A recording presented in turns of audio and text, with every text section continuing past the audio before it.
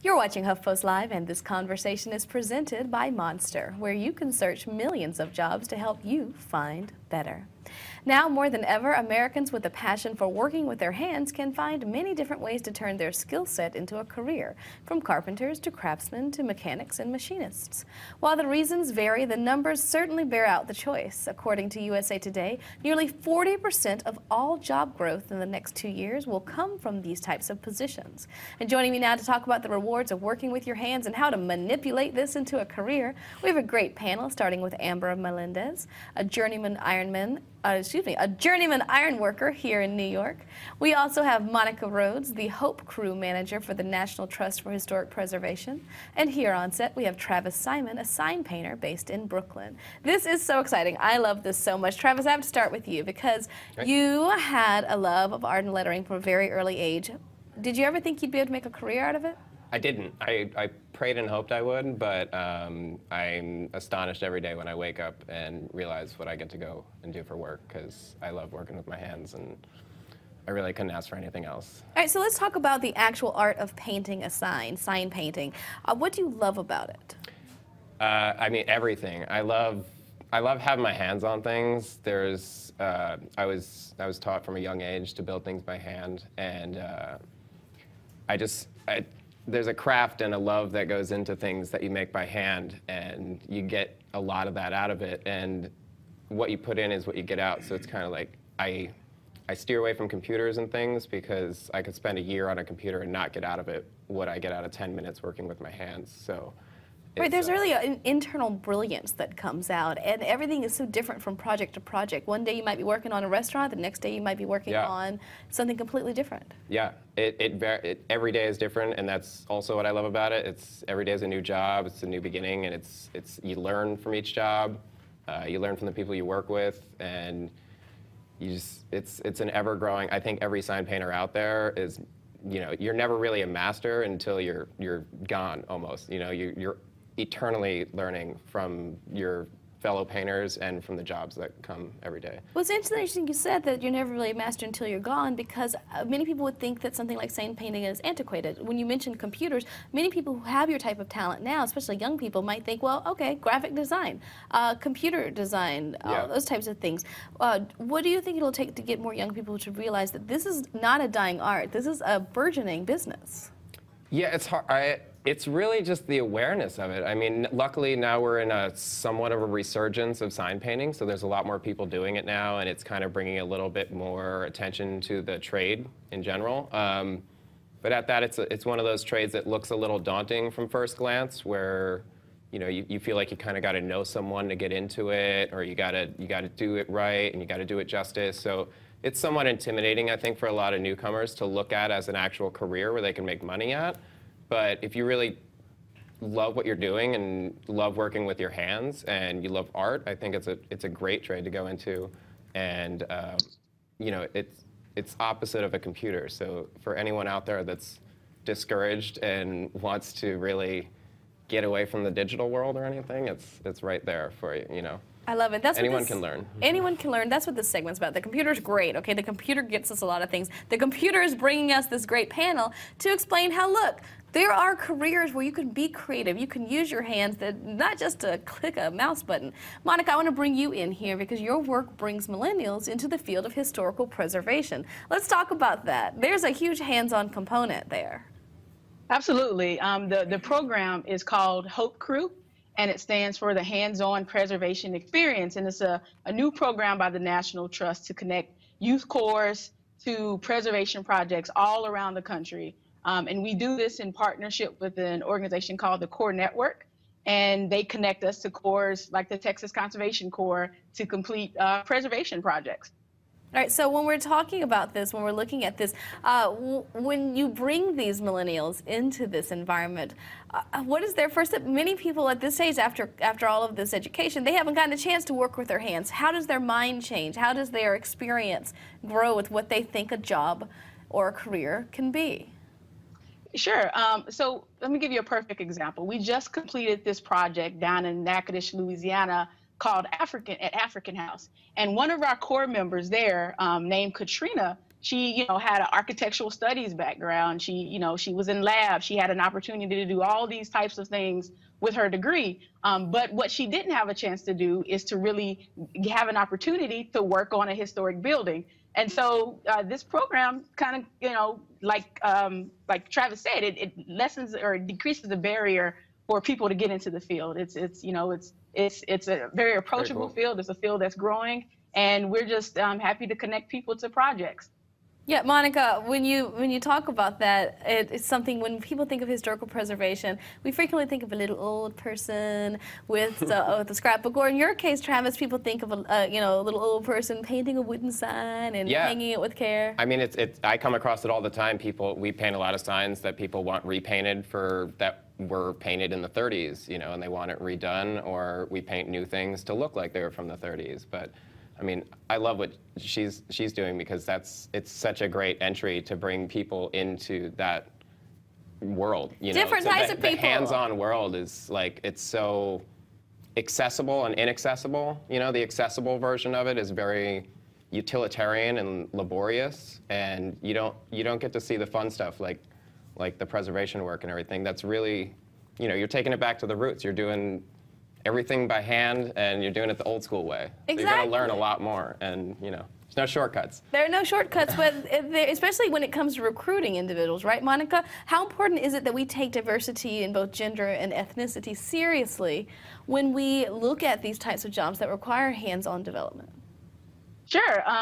Most of the people who've been doing preservation for a long time, I mean, they reached a point in their careers where they are, they've been doing this for 25, 30 years. So they're ready to retire and leave the field. And we have a real gap between people who are master masons or master craftsmen and people who are interested in learning a little bit more. So the program is trying to fill that with a younger, more diverse set of people, young people, veterans, to really fill these roles that we're going to see in the next 5 to 10 years.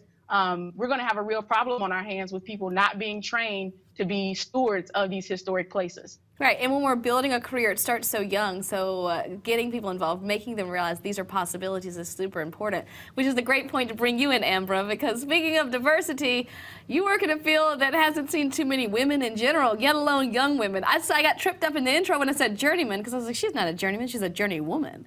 But what brought you to steelworking in the first place? Amber, your audio is off. We're going to get you back into the hangout with audio, so if you can pick up your telephone so we can make sure that's working. But in the interim, you have a compliment right here. Abraham says his work is awesome. Looking through his website, love the neighborhoods that host artwork like this in their designs and displays. Thank you very much. One of the things that's important, you said, look, we can do old school styles, but we're just not old school. Many of these hands-on fields, people think they're dying breed, but when you get fresh blood, when you get new individuals who are looking to build a career, you can revitalize them with modern aspects that get people excited, and they want a sign painter again. They don't want just little sad Kinkos. Yeah, exactly. I mean, it's night and day when you look at them on the street. There's vinyl signs peeling off the walls all over this city from normal weathering. They go in a year or two, and the hand-painted signs that are out there on the walls of New York are been there for almost 100 years, some of them. So it's in your face, you're like, the answer's on the wall, basically. Like, businesses out there, you get what you pay for, That should really be your slogan. The answer's on the wall. The writing's on Hopefully, the wall. my answer is on your wall. And on that note, Monica, that's when we look at history again, history belongs to everyone. And it's a very multifaceted, very engaging career path if you let it be, if you are made aware early enough so that you can create a trajectory.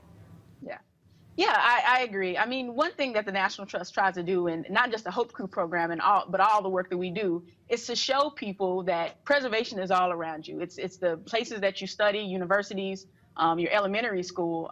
Sometimes it's your churches, your synagogues, places where you worship.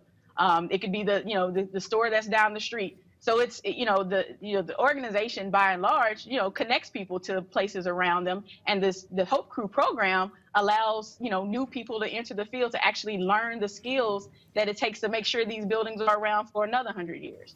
Ambra, we have you going. We have you good. See, these computers, if you were right here face to face working some steel, we wouldn't have this problem. But we have to talk to you in this way because you're a busy lady. Talk to us about what brought you to steel work in the first place. Well, what brought me there was I love working with fire and welding and anything that has to do with fire, pretty much. So I went to school a few years ago. I'd say probably about 15 years ago for welding, and I didn't know just how great it was going to be. I didn't know what was really going to come out of it, and what I discovered was my love for welding and just my love for steel in general. And the thing is, like what everybody was saying, you know, ironwork is an old school field. I mean, we were doing it back in we were doing it back in the days, and where steel was actually made of iron. So. And so it is a dying. They think it's a dying culture, but we're still around. But what I like about what you guys are doing, as far as we do preservation, we do go and work in, especially in New York, the older buildings, and we take things out and we put them back in. And some places, you know, yes, you've got a brand new structure, brand new steel, you know, structure, and that's great. But I love the old stuff. I love the old rivets and and you know, just the old school architecture, the industrial the industrial chic sort of revolution. So, but Amber, you're also bringing your own style to this, right? You know, you're working with the old stuff. You're working in an old way of doing things, but you get to bring creativity and innovation. You get to freestyle a little bit, which makes it super exciting. It's something that you can see yourself doing for years and years to come. Absolutely, absolutely. I think that it's definitely, I would like to eventually have my own business and sort of make it a family thing, because that's also, you know, what ironwork is about. It's about, you know, family, where it's, you know, not so much nepotism, but, you know, you see a lot of sons and fathers and daughters all in there doing their work and learning from each other. And it's important, because the truth is there is a new generation coming, and the old generation, they're leaving, and it is a huge gap, and someone is going to have to learn how to do that. And people don't go into trades anymore, and it's something that we have to do. It's something that we need to make. We need to make things again. All right. So yeah. So I love ironwork. On this note, we've got a great video from a viewer, Tosh Jeffries, about her passion for work and how she enjoys having it. One lesson that I wish someone would have taught me early on, it's that you have to love what you do, period. When you do, actually doing well in your career will take care of itself. So enjoy the journey, not just the destination, please, please. And here's the thing, we hear all the time about millennials getting burnt out. People just like can't stand their job. It's so ho-hum, it's so doldrummy, and looking for another job. Yeah. Even though you might be looking for other jobs or different things, your environment changes every day. Every day is a new adventure when you work with your hands. I mean, I think that goes across the handcrafted field. You know, if you were a handyman or carpenter or anything, you could be on a different job every day if you set your career up correctly. You know, if you want to take on those small jobs that don't last months at a time. A lot of the work I do is usually smaller, so it's like the most I'll spend on a job is maybe a week. But it's, I don't know how that... No, it makes total sense. And also, Amber, what he just said brings up a great point. When you can work with your hands, you can be selective about who and what you want to work for. You can create niches, and you kind of get to, like, for example, in most jobs, you don't get to say to your boss, I don't want to work on that paper, okay? I'm going to work on this paper over here. But in your position, you kind of can be a bit selective. Yes, and I find that, I mean, a lot of times I try not to say no to anything, just because the experience that you gain from each job is really great. Yes, I do. There are times when there are things that I'm like, no, I don't do that. that's not my area of expertise. I mean, I'm a welder, but I also do like the more manual physical labor of, say, we have something called the Hell Dog. It's the rivet buster. You know, I do like getting on that. I do like, you know, the more physical piece of it. But yes, I am selective. I have certain certifications that say, hey, listen, I don't have to do that. I can do this. So absolutely, and it is nice to be someplace else all the time. Buildings finish, projects finish, things get stalled, and you just go to a new place every time, and nothing is the same. Monica, here's the thing. These things pay well. They are fun. They are awesome. They get you out of the house, blah, blah, blah, blah, blah. You meet new people. Still, I'm sure you see this with the young people that you bring into this. People look at this as a stopgap. How do we get individuals to see manual labor, working with their hands, doing things like this as the career trajectory and not just waiting for their desk job to show up or waiting for their education to pay off necessarily?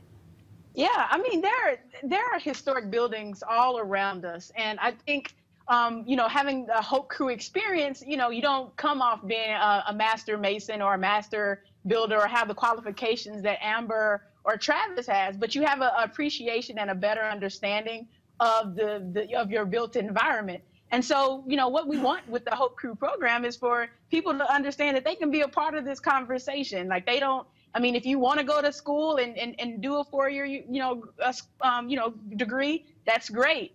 But if you're, you know, really take to carpentry, like so many of our Hope Crew members have, then if that's your path you want to take, then, well, there are jobs for you, and people are waiting for their buildings to be repaired, not just haphazardly, but properly, and you know, and make sure that they meet the preservation standards that we have for historic buildings. So, or if you happen to have an education, that is awesome too, but don't rule out these awesome jobs. Amber, Monica, Travis, thank you so much for joining me. Everyone watching, there's plenty more about this topic in our resource well below. Remember, this conversation has been presented by Monster, where you can search millions of jobs to help you find better.